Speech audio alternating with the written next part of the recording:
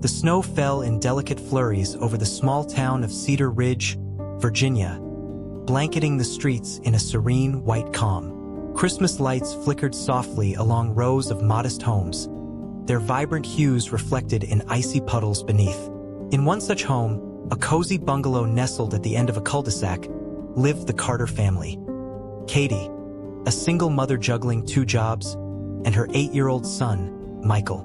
They shared their life with their beloved dog, Shadow, a towering, coal-black German shepherd with a heart as golden as the lights that adorned their tree. Shadow was no ordinary dog. He was both protector and companion, a rescue Katie had taken in 5 years earlier when he'd been abandoned at a shelter.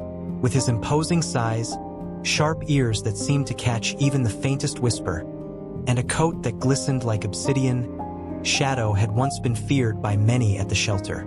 Yet, to the Carters, he was nothing short of family. Michael, in particular, adored him. The boy would curl up against Shadow's massive frame on cold nights, reading stories aloud while Shadow's tail thumped gently in approval. The Carters' life wasn't perfect, but it was filled with love and resilience. Katie worked tirelessly to provide for Michael after her husband, Greg, passed away in a car accident 3 years earlier. Money was tight, and the weight of loss still hung in the air. But Shadow had been a salve for their wounds, his quiet loyalty a constant reminder that they weren't truly alone. As Christmas Eve descended on Cedar Ridge, the warmth inside the Carter home was palpable. The smell of hot cocoa mingled with the faint aroma of pine from their freshly cut tree.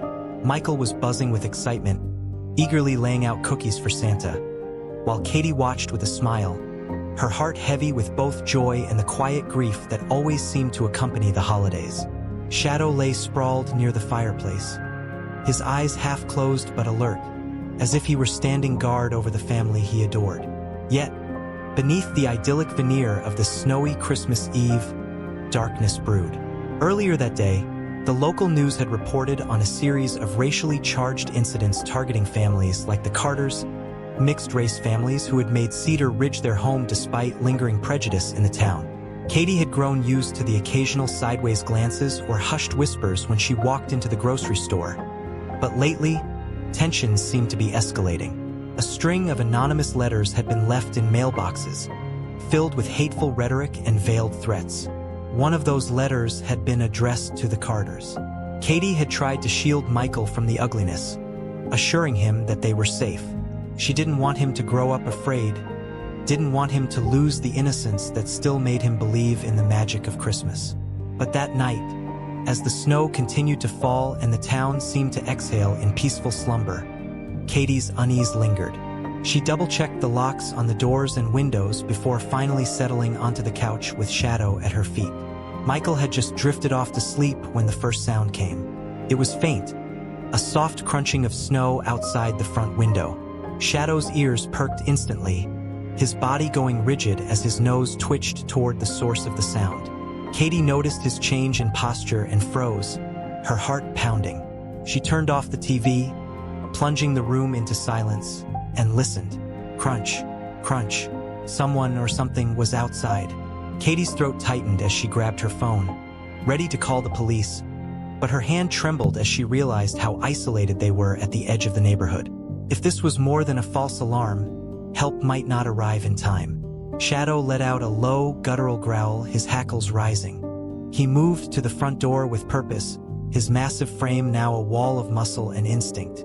Katie followed cautiously, peering through the peephole. At first, all she could see was the swirling snow illuminated by their porch light.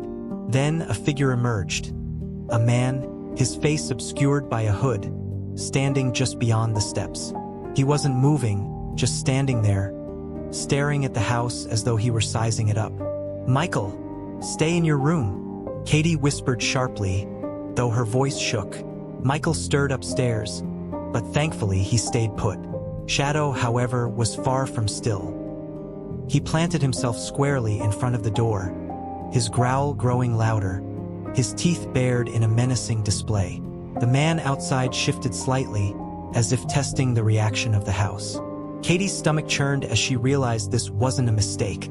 This person was here for them. Her mind raced. Should she confront him? Call the police? As if sensing her hesitation, Shadow made the decision for her. He barked, a thunderous, commanding sound that reverberated through the quiet night and seemed to shake the walls of the house. The man outside flinched, but he didn't run. Instead, he stepped closer. Katie's fear turned to icy dread. Whoever this was, they weren't afraid of a barking dog. They weren't afraid of being caught. They had come here for a reason, and Shadow seemed to know it. "Go away!" Katie yelled through the door, hoping her voice would mask the terror rising in her chest. The man didn't respond. Instead, he reached into his pocket, pulling out what looked like a spray can. Shadow barked again, this time with such ferocity that it sent chills down Katie's spine. It wasn't the bark of a pet protecting its home. It was the roar of a guardian willing to fight to the death. Katie grabbed Michael's baseball bat from the corner of the living room, her knuckles white as she gripped it tightly. She had no idea what she was up against, but one thing was clear. She wasn't going to let this stranger threaten her family. Shadow, now pressed against the door, seemed to be waiting for her signal. His body coiled like a spring. Then the man spoke. His voice was muffled, but the words dripped with malice. "You don't belong here," he said, his tone low and venomous. "This is your last warning." Katie's blood ran cold. The words confirmed her worst fear. This wasn't a random intruder. This was personal. Shadow snarled, a deep, guttural sound that seemed to rattle the very air around them. The man hesitated, clearly unnerved by the sheer presence of the dog, but he didn't back down. Katie's mind raced. She had to protect Michael, had to protect their home. But as the minutes dragged on and the tension mounted, she realized she wasn't the only one making a plan. Shadow, the loyal and gentle giant who had always seemed more like a teddy bear than a guard dog, was about to show just how fiercely he loved his family, and nothing would ever be the same again. The man outside remained motionless, his presence an oppressive shadow against the swirling snow. Katie's fingers trembled around the handle of the bat as her thoughts raced. What did he want? How far was he willing to go? She wanted to call the police, but the man's threatening words rang in her ears. "This is your last warning." What if this wasn't an empty threat? What if calling for help only escalated the situation? Shadow's growls filled the small living room, reverberating in Katie's chest. He pressed himself against the door, his entire body vibrating with tension. The sight of her dog, her sweet, gentle Shadow, transformed into this feral, protective force sent a wave of conflicting emotions through her. Shadow wasn't just reacting, he was preparing. Then the man moved. Slowly, he pulled a bandana up over his face, shielding it from view. The porch light caught the glint of something metallic in his hand. A knife. Katie's breath caught in her throat. Shadow lunged forward, barking ferociously, slamming his body against the door as if to push through it. The sound was deafening, primal. It startled the man, who took a step back, but then he raised the knife in defiance, as if daring the dog to come at him. Katie's heart pounded as adrenaline surged through her veins. She reached for her phone, her hands shaking as she fumbled to dial 911. But before she could hit the call button, a loud bang shattered the fragile tension. The man had slammed his fist against the window beside the door, cracking the glass. "Stop!" Katie screamed, clutching the bat. She backed away from the door, her instincts warring between protecting Michael upstairs and staying to defend the house. The sound of shattering glass brought Michael's terrified voice from the second floor. "Mom, what's happening?" he cried. "Stay in your room, Michael," Katie shouted, trying to keep her voice steady. She couldn't let him see her panic. The man outside seemed emboldened by the sound of Michael's voice. He muttered something under his breath, his tone dripping with malice, and Katie caught fragments. "Teaching you a lesson. Don't belong here." His words cut deeper than the knife he carried. She had spent years trying to build a life for her son in Cedar Ridge, years of ignoring the whispers, enduring the sideways looks. But this wasn't whispers or looks. This was violence, hatred manifesting at her doorstep. Shadow suddenly turned his head, ears swiveling toward the back of the house. Katie froze, following his gaze. The man wasn't alone.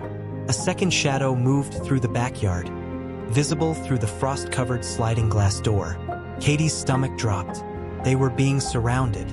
Shadow barked again, turning his body toward the back door. His movements were precise, deliberate, as though he were calculating the threat. Katie felt tears prick at her eyes. She was outnumbered, outpowered, and utterly terrified, but she wasn't alone. Shadow was here. From upstairs, Michael's voice came again, trembling but determined. "Mom, I'll call the police." "No," Katie shouted back. "Stay put."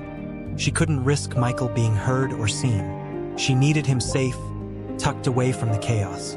The man outside the front door began jiggling the handle, testing the lock. The metallic click sent a chill through Katie's entire body.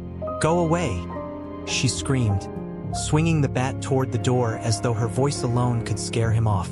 Shadow barked louder, his massive paws scratching against the wood as he pressed his full weight into it, as though daring the man to step inside. Suddenly, there was a loud crash from the back of the house. Katie whipped around, her heart pounding. The sliding glass door had been shattered. Shards of glass lay scattered across the kitchen floor, and through the opening stepped a second intruder. A smaller man, but no less menacing, with a crowbar in his hand. Shadow moved like lightning.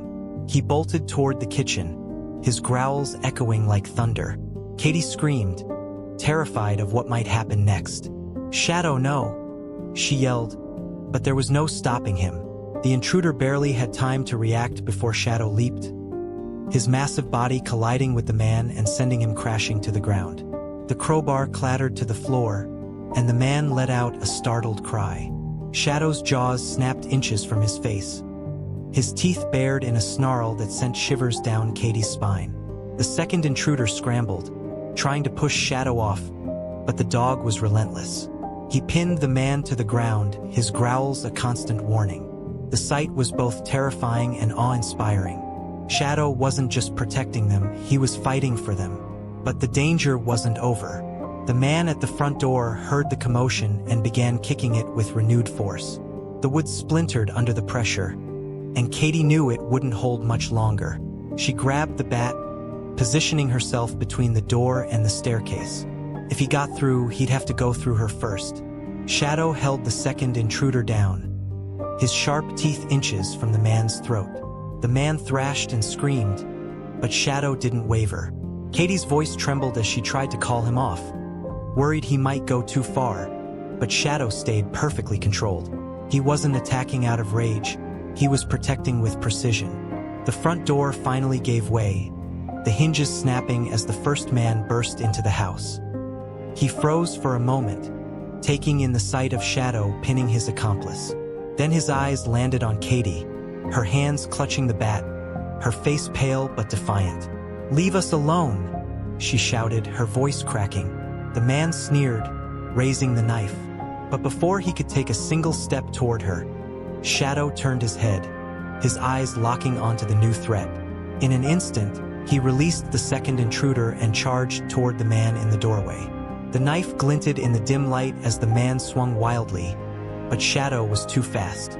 He leaped, his powerful body colliding with the man and sending them both crashing to the ground. Katie screamed as the knife clattered to the floor, skidding across the hardwood. Shadow's jaws clamped onto the man's arm, and the intruder let out a howl of pain. The second man, now free, stumbled to his feet and bolted out the shattered back door, disappearing into the night. "Shadow!" Katie yelled, rushing toward her dog. Shadow released the first man's arm but stood over him, his teeth bared, his growls a low, menacing rumble.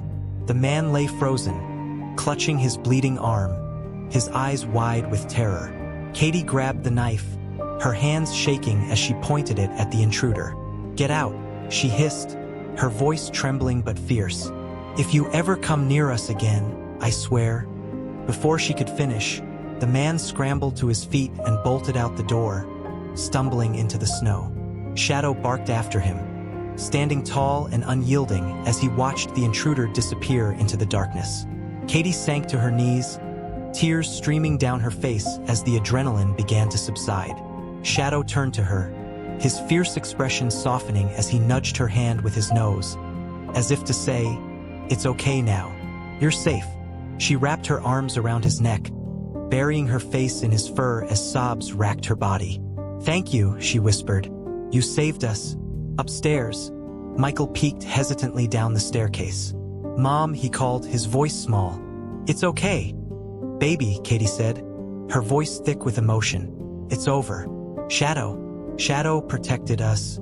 The sound of distant sirens finally broke the heavy silence. Help was on the way. But Katie knew that tonight, it wasn't the police who had saved them.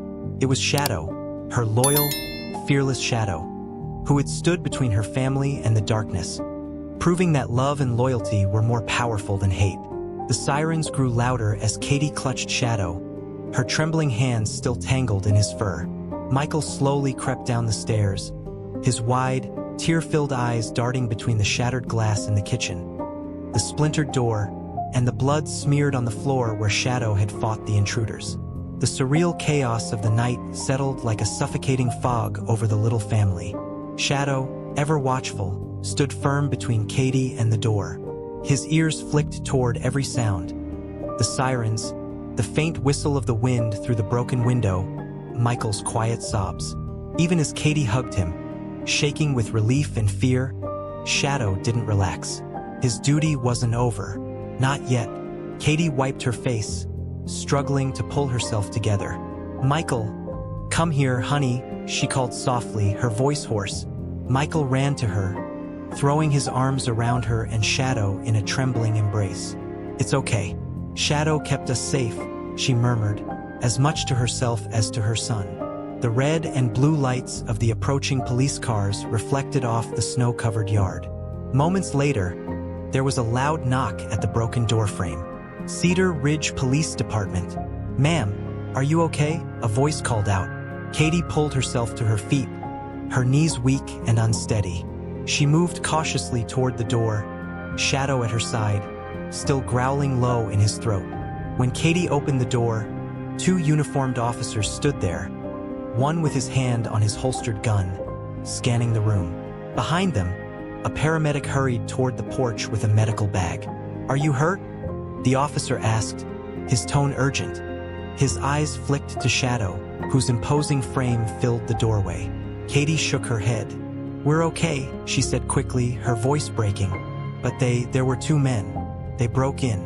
Shadow, my dog. He stopped them." The officer's eyes widened as he took in the wreckage. The splintered door, the shards of glass, the blood on the floor. "Where are the intruders now?" he asked, pulling out his radio. "They ran," Katie whispered. "He scared them off." The paramedic stepped forward, gesturing toward Katie. "Ma'am, you're shaking. Let me check you out," he said gently. Katie nodded absently, allowing him to guide her to the couch. Shadow stayed by her side, his gaze fixed on the door as if the intruders might come back at any moment.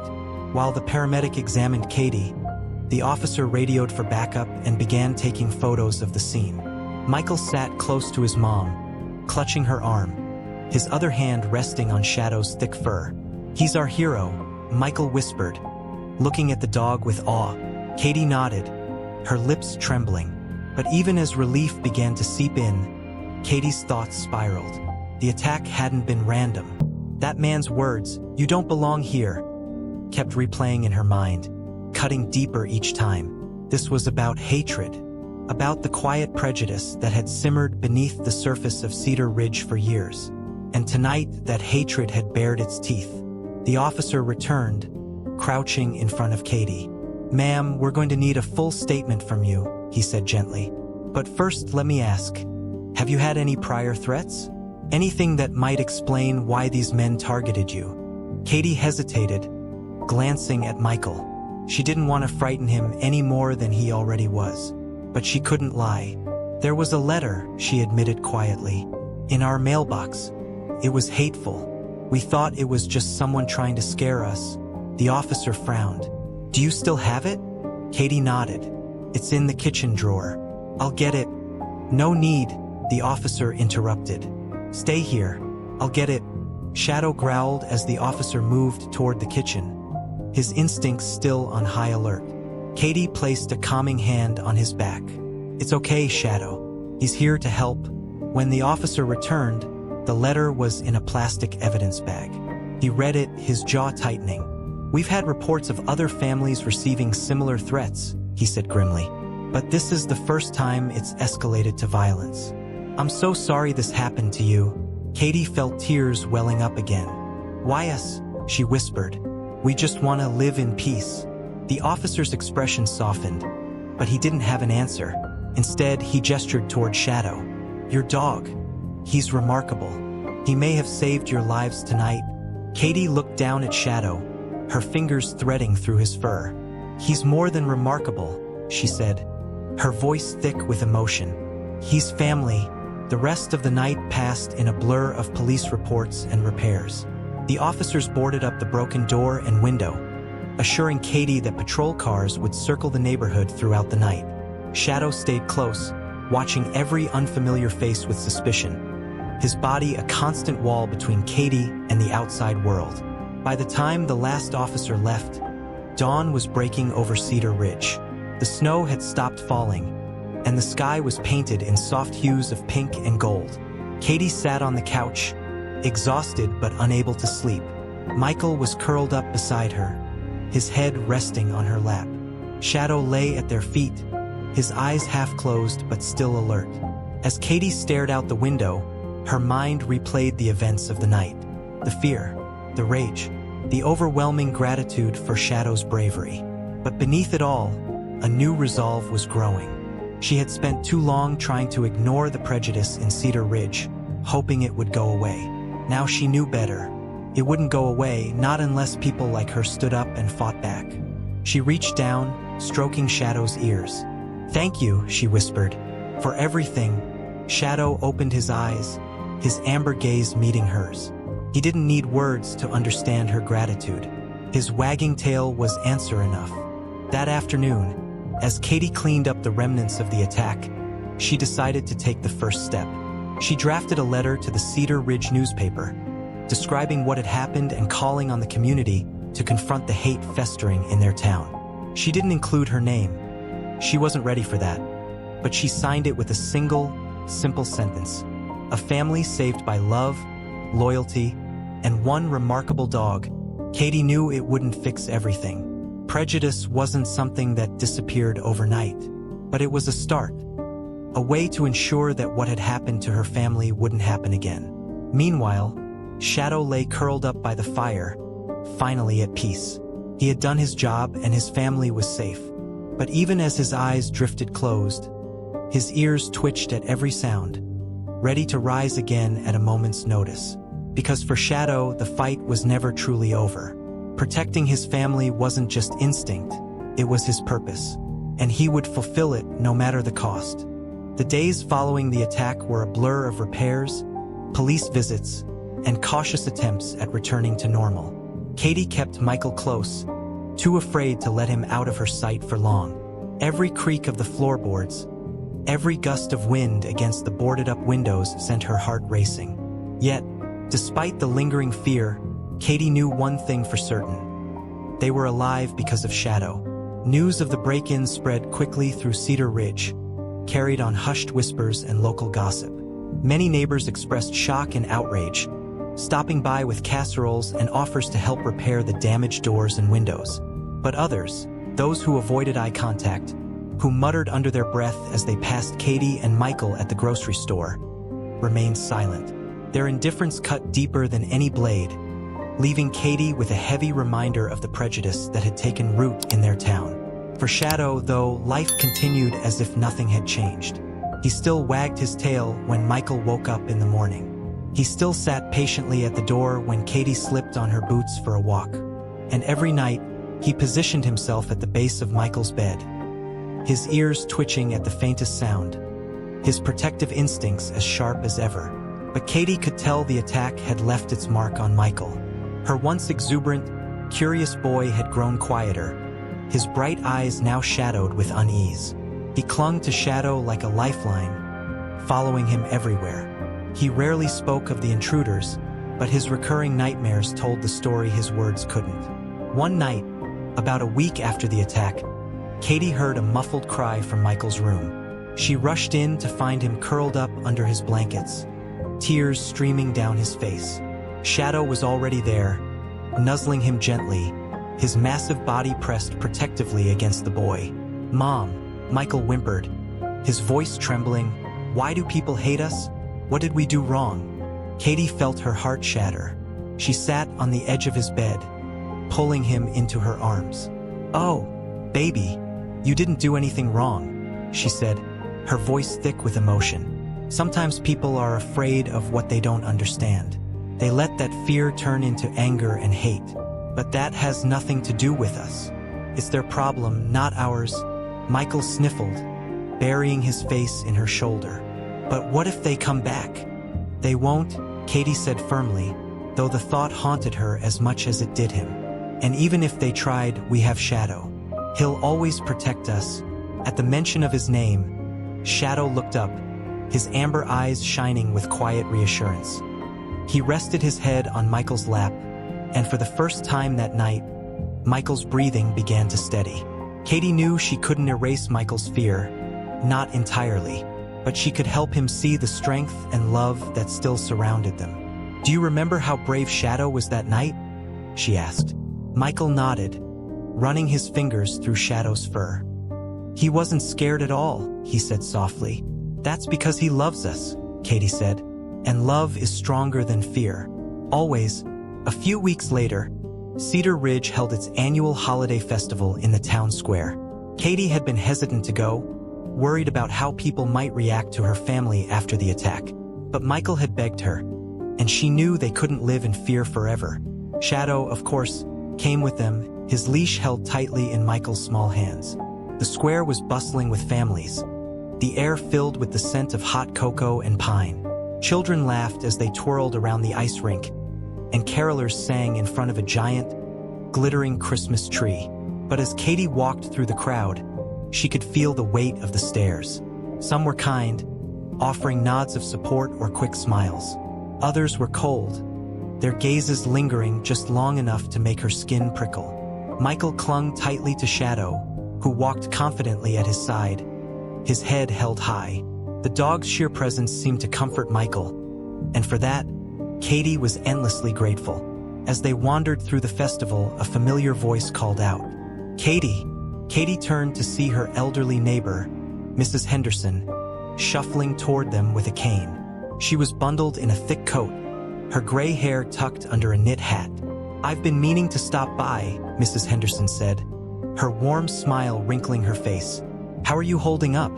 "We're managing," Katie replied, offering a small smile. "It's been a lot." Mrs. Henderson's gaze shifted to Shadow, who was sitting obediently by Michael's side.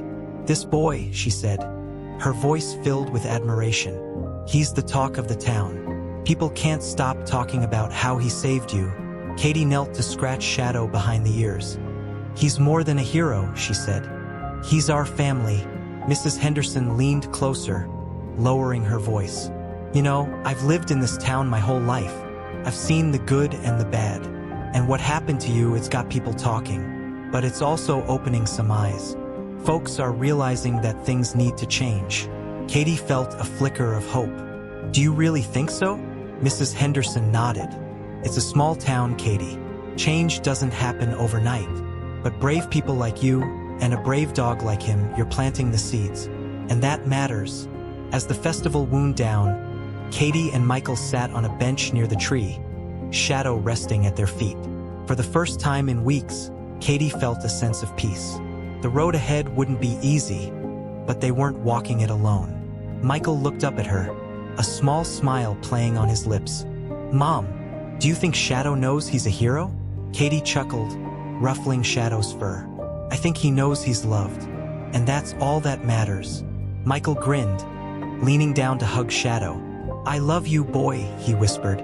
Shadow responded with a thump of his tail, his amber eyes filled with unwavering devotion. As they walked home that night, the snow began to fall again, dusting the streets in a fresh layer of white. Shadow trotted ahead, his head high, his body strong. He wasn't just their protector. He was their anchor, a reminder of the strength they carried within themselves. And as they stepped back into their little house at the edge of Cedar Ridge, Katie felt a renewed sense of hope. The world could be cruel, but it could also be beautiful. And as long as they had each other, they would face whatever came their way, together. Christmas morning dawned quiet and serene, the world outside cloaked in soft, untouched snow. The events of the past few weeks felt like a distant nightmare, but the scars, both visible and invisible, remained. Despite it all, Katie decided to make this morning about joy. Not fear, not anger, but joy. It was what Michael needed, what they all needed. The little living room was warm and inviting, lit by the soft glow of the Christmas tree. Shadow lay stretched out on the rug, his massive head resting on his paws, his ears flicking at every sound as Michael tore through brightly wrapped gifts. There was a lightness in the room that had been absent for weeks, a reminder that even after the storm, life could still feel whole. "Look, Mom," Michael exclaimed, holding up a book Katie had found on German Shepherds. The cover showed a dog that looked just like Shadow, standing proud against a backdrop of mountains. "It looks like him," Katie smiled, sipping her coffee. "That's because Shadow's a real-life hero," she said. "He deserves his own book, don't you think?" Michael laughed, wrapping his arms around Shadow's neck.